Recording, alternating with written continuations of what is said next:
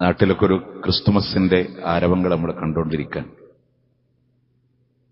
ഒരു ഭൗതിക വിദ്യാലയങ്ങളിലും ഒക്കെ ക്ലബിൽ നമ്മുടെ മക്കൾ പഠിക്കുമ്പോൾ അവർക്കും അതുപോലെ വീട്ടിലൊരു സ്റ്റാർ തൂക്കാനും അതിന്റെ സെലിബ്രേഷനുകളിൽ പങ്കെടുക്കാനും ഒക്കെ ഒരു ആവേശം തോന്നുന്ന ഒരു സമയം.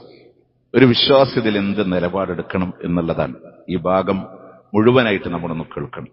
നമുക്ക് ഒരു തോന്നലുകളാണ് മറ്റുള്ളവരെന്ത് വിചാരിക്കും എന്നുള്ള ചിന്തകളും മറ്റുമൊക്കെ. എല്ലാ കൊല്ലും അൽഹംദുലില്ലാഹ് നമ്മൾ ക്രിസ്മസിന്റെ സമയത്ത് ഈ ഉത്ബോധനം നമ്മൾ പറയലുണ്ട്. എന്റെ ഓഫീസിൽ വർക്ക് ചെയ്യുന്ന ക്രിസ്ത്യാനിയായ ഒരു സ്റ്റാഫ് അത് വെച്ചിട്ട് എന്നോട് പറഞ്ഞു, ഞാനത് കണ്ടു. നമ്മൾ ഇവിടുത്തെ ഖുതുബ തന്നെയാണ്, പക്ഷേ വളരെ പോസിറ്റീവായിട്ടാണ് അവര് അതിനോട് സംസാരിച്ചത്. നമ്മൾ ആ വിഷയത്തെ മുഴുവനായിട്ട് സ്വീകരിക്കുന്ന പോലെ സ്വീകരിച്ചാൽ അൽഹംദുലില്ലാഹ് നമുക്കതിൽ ഖൈർ കിട്ടും. നമ്മൾ വിചാരിക്കണം അവര് ഞങ്ങളെ പറ്റി എന്താ വിചാരിക്കാൻ. ഇസ്ലാമിൽ അങ്ങനൊന്നും ഇല്ലാട്ടോ. അതുകൊണ്ട് നമ്മളൊക്കെ പലപ്പോഴും മതസൗഹാർദ്ദത്തിന്റെ പേര് പറഞ്ഞിട്ടാണ് നമ്മൾ നടക്കൽ. സത്യത്തില് ഇസ്ലാമിൽ എവിടെയും മതസൗഹാർദ്ദമില്ല. കാരണം നടക്കണ കാര്യമല്ല. ആ മതത്തിന്റെ ആചാരം നമ്മൾ ചെയ്യുക, നമ്മളുടെ ആചാരം അവരും ചെയ്യുക, നടക്കില്ല. പക്ഷെ ഇസ്ലാം നമ്മളോട് പറഞ്ഞു മനുഷ്യ സൗഹാർദ്ദം. ആള് ക്രിസ്ത്യാനി ആയിക്കോട്ടെ, ഹൈന്ദവനായിക്കോട്ടെ, ഏത് മതക്കാരനായിക്കോട്ടെ, ആള് മനുഷ്യനാണോ, ആ മനുഷ്യനോട് നമുക്ക് സൗഹാർദ്ദം വേണം. മറ്റു ലക്കും തീനക്കും വലിയത്, നിങ്ങൾക്ക് നിങ്ങളുടെ മതം, എനിക്ക് എന്റെ മതം. അതങ്ങനെയാണ് നമ്മൾ മനസ്സിലാക്കേണ്ട. എന്താണ് ക്രിസ്തുമസ് എന്ന് പറഞ്ഞാൽ, ചങ്ങരംകുളത്ത് പോലും ഒരു മുസ്ലിം പള്ളിയുടെ ലേബിളിൽ കേക്കുകൾ എത്തിച്ചു കൊടുക്കുന്ന ഞാൻ മിമ്പറിന്റെ ബോധ്യത്തിലാണ് പറയുന്നത്. അപ്പൊ ആളുകൾ തെറ്റിദ്ധരിക്കണം അതൊക്കെ ഇസ്ലാമിന്റെ ഭാഗവാക്കായിട്ട് ചെയ്യാൻ പറ്റുമോ എന്നുള്ള രൂപത്തിൽ തെറ്റിദ്ധരിക്കപ്പെടുന്ന ഒരു സാഹചര്യങ്ങളിലേക്ക് പോകാൻ. എന്താണ് ഈ ആഘോഷം? ആദ്യം നമ്മളത് മനസ്സിലാക്കണ്ടേ. ക്രിസ്തുമസ് പറഞ്ഞാൽ അള്ളാഹ്ക്കൊരു പുത്രനുണ്ടെന്നും ആ പുത്രന്റെ ജന്മദിനം ആഘോഷിക്കലാണ്. ഇസ്ലാമിൽ നമ്മളോട് സൂറത്ത് ഇഖ്ലാസ് എന്നൊരു സൂറത്തില്ലേ? എന്താ ഇതിന്റെ അർത്ഥം? ഇഖ്ലാസ് എന്ന ആത്മാർത്ഥ നിഷ്കളങ്കമായ ഏകദൈവാരാധനയെ പ്രതിനിധാനം ചെയ്യുന്ന സൂറത്തിൽ അള്ളാഹ് പറഞ്ഞത് ലം യലിദ് വലം യൂലദ്. അവന് ജനിപ്പിച്ചിട്ടില്ല, ജനിപ്പിക്കപ്പെട്ടവനല്ല. അള്ളാഹ്ക്ക് മാതാപിതാക്കളില്ല, മക്കളില്ല. ഇനി അള്ളാഹ്ക്ക് മക്കളുണ്ട് എന്ന് വാദിക്കുന്നതിന്റെ ഗൗരവം അള്ളാന്റെ ഖുർആൻ നമ്മളോട് പറയാം.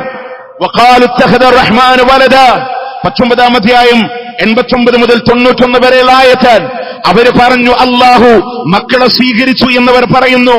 ലഖദ് ജിഅ്തും ശൈഅൻ നിദ്ദ, വളരെ മ്ലേച്ഛമായ വമ്പിച്ച ഒരു കാര്യമാണ് അവർ പറഞ്ഞത്.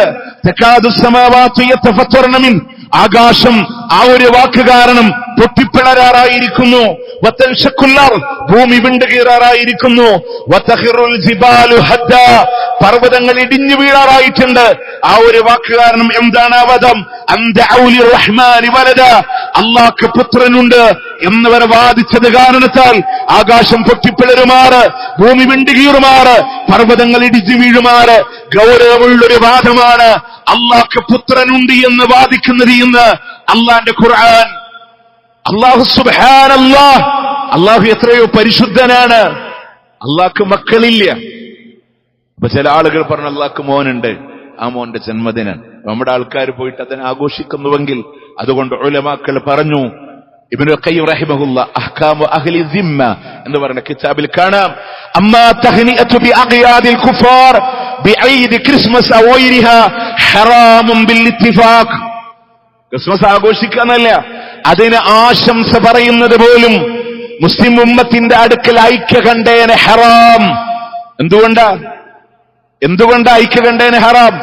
ഒരാൾ പറയാം അള്ളാഹ്ക്ക് പുത്രന്റെ, ആ പുത്രന്റെ ജന്മദിനം, നമ്മൾ പറയാം ആ ജന്മദിനത്തിന് ഞാൻ എന്റെ ആശംസ അർപ്പിക്കുന്നു. ഇതൊന്നും മനസ്സിലാക്കാനുള്ള ബോധം നമുക്ക് വേണ്ടേ? നമ്മളത് പറയാൻ പാടില്ല. കാരണം മൻ തശബ്ബഹ ബിഖൗമിൻ ഫഹുവ മിൻഹും, ആര് ഏതൊരു സമുദായത്തോട് സാദൃശ്യനായോ അവൻ അവരിൽപ്പെട്ടവനാണ്. നമ്മളത് പറയാൻ പാടില്ല. എന്നാ അതിന്റെ പേരിൽ മറ്റു ബന്ധങ്ങൾ പാടില്ല എന്നാണോ? അല്ല.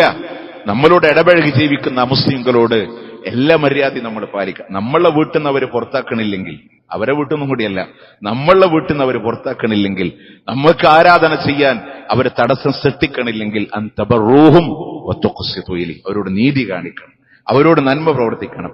ഈ ആയത്തിനെ വെച്ചുകൊണ്ടാണ് പണ്ഡിത ലോകം ഉളുഹിയത്തിന്റെ മാംസം വരെ മുസ്ലിം വീടുകൾ കൊടുക്കുമ്പോൾ അതിന്റെ ഇടയിൽ നമ്മളുമായി ഇടപഴകി ജീവിക്കുന്നവരുടെ അവർക്ക് കൊടുക്കാന്ന് പറഞ്ഞേ. നമ്മൾ തഖ്വ പള്ളിക്ക് നിസ്കരിക്കാൻ വേണ്ടി കടന്നു വരുമ്പോ ഒരു ക്രിസ്ത്യാനിയായ സുഹൃത്ത് ആക്സിഡന്റ് പറ്റി രക്തം വാർന്ന് കിടക്കുന്നുണ്ടെങ്കിൽ എന്റെ ജമാഅത്ത് നഷ്ടപ്പെടും, അതുകൊണ്ട് ഞാൻ ഇവനെ എടുക്കാൻ നിൽക്കണില്ല എന്നല്ല തീരുമാനിക്കണ്ടേ. അദ്ദേഹത്തെ നിങ്ങൾക്ക് ഹോസ്പിറ്റലിൽ എത്തിക്കാം. അഥവാ നിങ്ങൾക്ക് ആ സമയത്ത് നിസ്കരിക്കാൻ എത്തിയില്ലെങ്കിൽ അവിടെ ജംഇന് പോലും അനുവാദം നിന്ന് അല്ലാന്റെ എല്ലാ സൗഹാർദ്ദങ്ങളും നമുക്കാവാം. പക്ഷെ ആചാരാനുഷ്ഠാനങ്ങളില്ല. ഇല്ല. ക്രൈസ്തവ സമുദായത്തിന് വീഞ്ഞ് ഹലാലല്ലേ? അല്ലേ? അവര് മദ്യം വിളമ്പുമ്പോൾ നമ്മൾ പോയിട്ട് ആ സൗഹാർദ്ദത്തിന്റെ പേരിൽ കുടിക്കില്ല, നമുക്ക് നിഷിദ്ധമാക്കിയതാണ്. അവർക്ക് പന്നിമാംസം അനുവദനീയമാണെങ്കിൽ ആ പന്നിമാംസം ഞാൻ കഴിക്കണില്ല, അത് നമ്മൾ നിലപാടെടുക്കുന്നവരല്ലേ. അതുകൊണ്ട് ഈ വിഷയത്തിൽ ക്രിസ്മസിന് ഞാനില്ല. എന്നാൽ എന്റെ അയൽവാസിയാണ്. എല്ലാ നമ്മൾ സാധാരണ ഭക്ഷണം കൊണ്ട് കൈമാറുന്നതിനോ കഴിക്കുന്നതിനോ ഇടപാടുകൾ നടത്തുന്നതിനോ ഒന്നിനും ഇസ്ലാം എതിരല്ല. അള്ളാന്റെ ഹബീബ് ഇവിടെ പറയുമ്പോൾ സല്ലല്ലാഹു അലൈഹി വസല്ലം, റസൂലുള്ളാന്റെ പടയെങ്കിൽ ജൂതന്റെ കയ്യിൽ പണയച്ചിലായിരുന്നു. അവരും അള്ളാന്റെ പുത്രവാദമൊക്കെ ഉന്നയിക്കുന്ന ആൾക്കാരെന്നല്ലേ. പക്ഷെ എന്താ നമ്മൾ മനസ്സിലാക്കുക, മറ്റിടപാടുകളൊക്കെ ആവും. പക്ഷെ ദീന് അവർക്ക് അവരുടെ മതം, നമുക്ക് നമ്മളുടെ. പിന്നെ നമുക്കുള്ള ബലക്കുറവാണ്. ഞാൻ ഇതിനെതിരാവോ?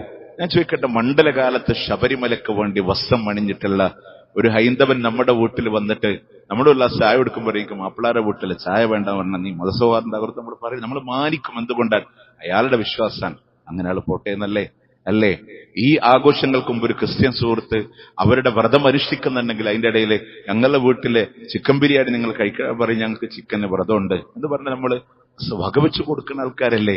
അപ്പൊ അതുകൊണ്ട് തന്നെ എല്ലാവരുടെയും ആചാരങ്ങൾ അവിടെ വകവെച്ചു കൊടുത്ത്, അനുഷ്ഠാനങ്ങൾ അവിടെ വകവെച്ചു കൊടുത്ത്, അതിൽ ഒരിക്കലും ഒരു മിംഗ്ലിംഗ് സംഭവിക്കാതെ നിങ്ങൾ ആലോചിച്ചൊക്കെ, ഒരു ഇസ്ലാമിന്റെ കേന്ദ്രമാകുന്ന പള്ളിന്നല്ല ക്രിസ്മസിന് ആഹ്വാനം ചെയ്യാനും സൗഹാർദ്ദം. അത് സൗഹാർദ്ദമല്ല, ഇസ്ലാമിന്റെ വിശ്വാസത്തിൽ ഏൽക്കുന്ന പുഴുക്കുച്ചാണ് എന്ന് മനസ്സിലാക്കാൻ നമ്മൾ ശ്രദ്ധിക്കുക. അള്ളാഹു സുബ്ഹാനഹു വ തആല മനസ്സിലാക്കി ജീവിക്കാൻ അള്ളാഹു തൗഫീഖ് നൽകി അനുഗ്രഹിക്കുമാറാവട്ടെ.